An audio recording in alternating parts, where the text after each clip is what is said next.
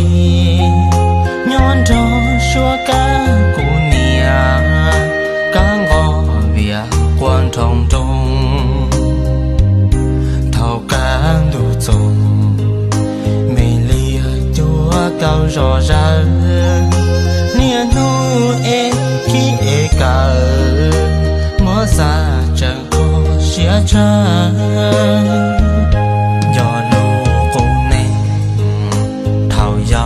nhỏ qua bể trung, qua té thằng nghe thằng sông, nhỏ rùa nhung từ cái bùa, khó xia lì cùa, gió lu nâng nhỏ máu đu, tia nó chết chỉ mùa nu, cho bỏ lu nâng lì cố lỡ,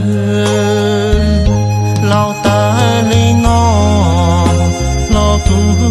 Lưu xe dân chuyện khi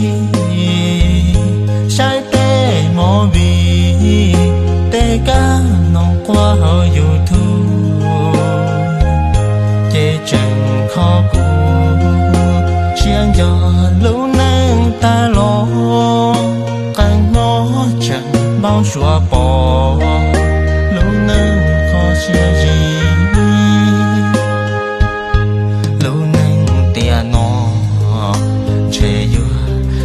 cho mua lời thảo ua té khử cơ ta xì nhỏ cả xì lù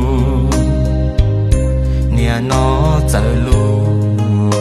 nâng nhỏ đua mong đuôn trùng lo bé lù mi nâng mong chẳng khua trời hậu xia chỉ lo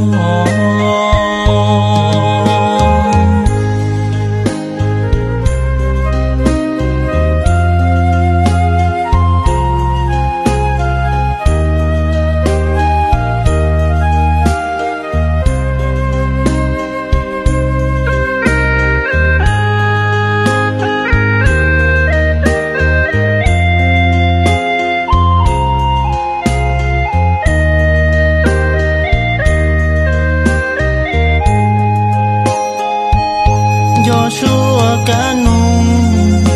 lũ xua cá ngõ vía cũ xua lia xua chùa xí tê cũ gió bê giờ kể cứ để chia tờ thiệt giờ khó xia cơ kỳ giờ tan cho cũ ý tiền lo cũ yên chân giòn trống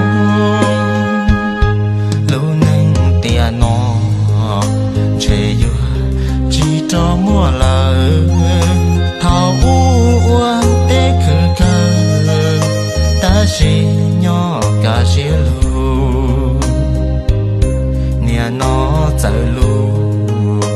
nâng nhỏ đua mong đuôn trùng lo bé lù mi nâng mong chẳng khua trời hậu xia chỉ lo